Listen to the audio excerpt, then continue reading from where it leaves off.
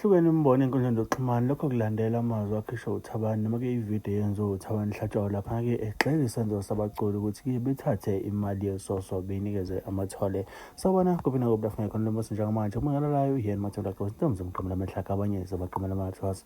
Ngana kwethu ngabe usuku lokuqala ngicetha ngizokulunga le upress i-subscribe button wenze sure ukuthi uyalike kuze njalo mase kufana amavidiyo kube wena uqala uthola notification. Bafowethu uThabani uveza umbono noma-ke inkulumo ethi bekungafanele imali inikelelwe abaculi abebeyinikela njengesoso noma-ke njengokunakekela iy'ndleko zomngcwabo kaSicibi ebese ihanjiswa bona futhi beyihambise beyise kumathole. Lokho-ke kusabalele emva kwenkulumo evelile ukuthi-ke imali engazi ukuthi yanikelelwa abaculi ebheke 200,000 yadlula yabe-ke isinikezwa amathole funeral. Baningi abantu abathenga begxeka bavumelana naleyo mbono ukuthi cha khona engazi ukuthi kuphambukekile lapho cause-ke amathole ebesapota noma-ke ebenikela nganakho ukuze iqhawe likwazi ukuthi lifihlwe kahle. Ngiyafisa ukuzwa umbuzo lo uvo lakho uma uqeda ukubuka le video uma uthi ubungakayiboni, uma uthi ubusuyibonile luthini uvo lakho mayelana nalolu daba. Kodwa-ke thina uThabani Hlatshwayo uma ngabe khuluma noMax wavumelana naye wathi hayi mina iyangixaka lentini kusho ukuthi impela umuntu uyokhuluma azafika impela la eyofa khona ngoba ngeke ngiyeke mina kahleni uSicibi noGupta amathole abebanikelela ubangcwaba mahala hayi njengoba vele bebenayo imshwalensi yabo nakhona lapho yamiswa ngesimo sothi amathole abefuna ubabeya njengamaqhawe. Manje-ke niyasuka nina le mali lenikelwe manje seniyoyidla ngokuthi nithi ninika amathole. Hayi nina hayi ningenye into ngoba phela amathole vele lokabekwenza nje nikela just like benza ngosiqiniseko just like benza kuba abenikela nje amathole. Kanti indaba nina senithatha imali kufanele ngabe divide yanikwa lo mndeni nalo seninika amathole futhi. Cha, ngiyaqala ukuvumelana noThabani kulokho. Uyabona kube yiphutha elikhulu ukuthi kumenyezelwe ukuthi isoso ebeliqoqwa abaculi imali lenkongozelo yokufihlwa kukamfoka Dlamini uSicebi bese kumenyezela ukuthi ithathiwe lo mali yonke yayonikezwa uNala. Kube nje iphutha elikhulu lokho ngoba kuyi-common knowledge kuthina sizwe simnyama ukuthi imali yesoso eyomndeni akukwazi ukukolekelwa uNala in the name of umndeni. Yes, uNala uyi-funeral parlor uyena obephethe umngcwabo kodwa konke ubekwenza ngokomiyalelo noma ngokwe-guidance yomndeni. Ukuba umndeni bewungafuni uNala bengeke.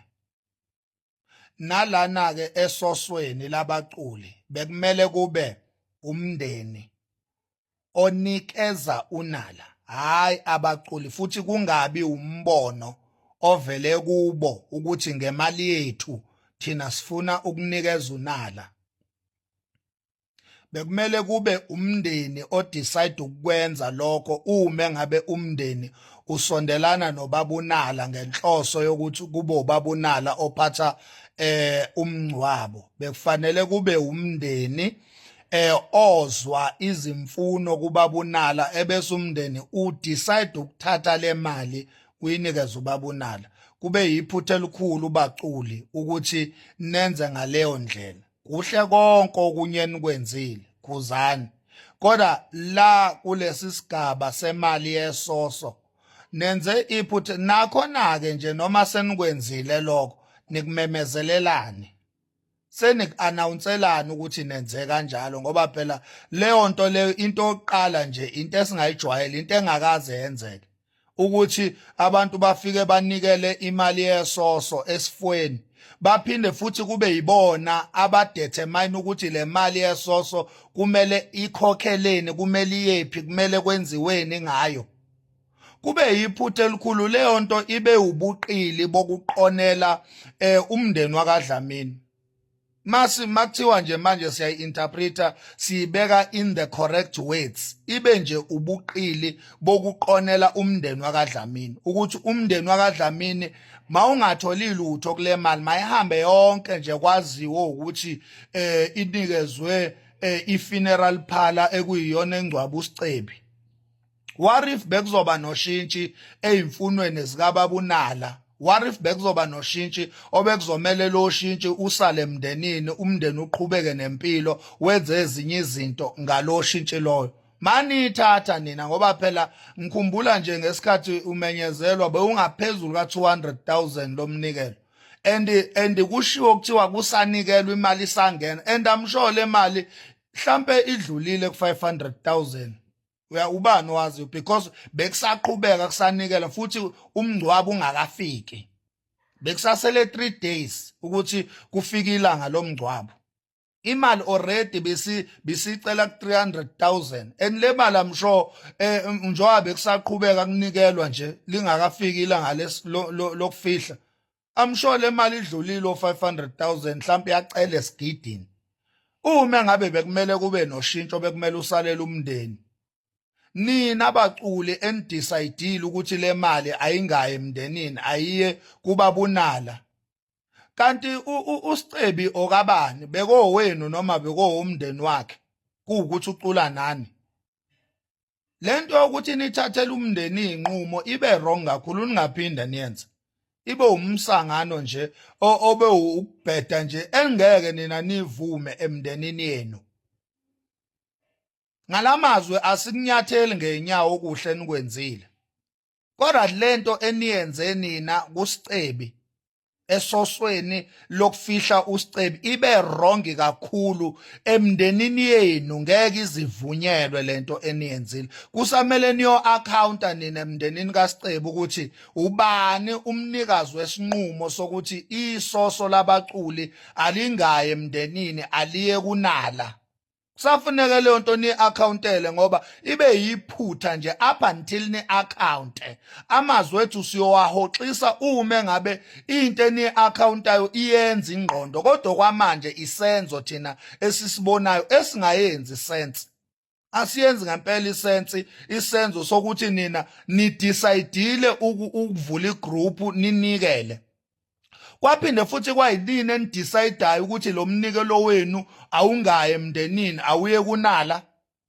Inina esenazi indleko ezidinga uBabunala okudlula umndeni. Inina esenibona ukuthi uBabunala udinga ukuthi simnikele imali yethu yesoso. Kanti nina beningenzela umndeni kaSicebi. Kanti nina beningathwalisi umndeni kaSicebi umthwalo. Kanti nina beningalekeleli yini umndeni. Yini indaba eyinqumweni zokuthi imali vele inikezwe yonke uBabunala kuvele kwadecide nina kwayinini enimemezela ngoba thina sithathele emazwini esimemezelo. Amazwi esimemezelo awakaze athi singabaculi ngokomyalelo womndeni kaSicebi imali sinikeza uBabunala. Cha, asishongo njalo isimemezelo. Ukube uKhuzani uThema ememezela wathi sikwenza lokhu ngokomyalelo womndeni. At least ngabe ke kuyezwakala ngabe futhi nje kuhle. Ngabe nje kuhle konke.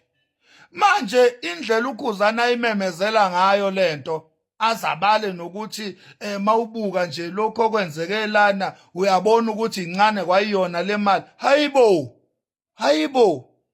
Ubebize emalini kanti uBabunala ngayo yonke lento. Kanti uBabunala ubengachasi. The last time we checked thina sizwa kuthiwa uBabunala ubelekelela, exhasa, enikela. Kanti ubebiza imali. Ubongwani pho umuntu owenza umsebenzi wakhe awukhokhelwe. Kulokuthiwa sibonga uBabunala, nimbongani uBabunala ngoba ukhokhelwe umsebenzi wakhe uwenze wakhokhelwa. Ubongwani uBabunala, ubongwani. Ubebize emalini kanti le ekuzoze kuthiwe yona le mali engaphezulu ko300,000 kuthiwe ayanele kanti ubebize emalini yena. Hayibo yazi yabiza bo le funeral. Ubebize emalini. Ngaphela ngesikhathi uKhuzani ememeza nje imali besifika ku300,000 ethi kusanikelwa. Let's say le mali igcine ayu400,000. ngane zakwethu nisho ukuthi mncane u400,000 ngomngcwabo nje wosuku olulodwa kuspendwe 400,000 wabaculi kwathiwa leyo mali incane kubabunala kanti imalini yena abeyibizile ngesifo. Hayi ngeke ngazodlala ngathi phela nobweni ukhumbule ekhuzana ukuthi sesibadala manje ingqondo zethu ziyasebenza sinama questions esizonibuza wona ngezinto enisitshela zona nezinto enizenzayo lama actions and things that you guys said. We need answers on behalf of Stebi's family. Sidinga ama-answers on behalf of umndeni kaSicebi ngoba umndeni kaSicebi surely uyawadinga ama-answers ale mali ekuthiwa idlule ngisho ko-300,000 ebiyinikelwa kuthiwa inikelela uSicebi. Yini indaba leyo mali leyo kungabanga umyalelo womndeni kaSicebi ukuthi iye kubabunala? Yini indaba kudecide nina abaculi? Yini indaba? And ubebize emalini unala ngomngcwabo womuntu oyedwa wosuku olulodwa kaSicebi? Ubebize emalini? Siyafuna ukwazi lokho ukuthi ubebize emalini, imali inkulu kangaka kodwa kuthiwa incane. Ubebize emalini kanti yena? Kanje nibe wrong up until isizwe lonke iqiniso lokuthi le mali iyile mndenini kwaba umndeni oyiphindisela kunina oninikeza umyalo wokuthi nikeni ubabunala.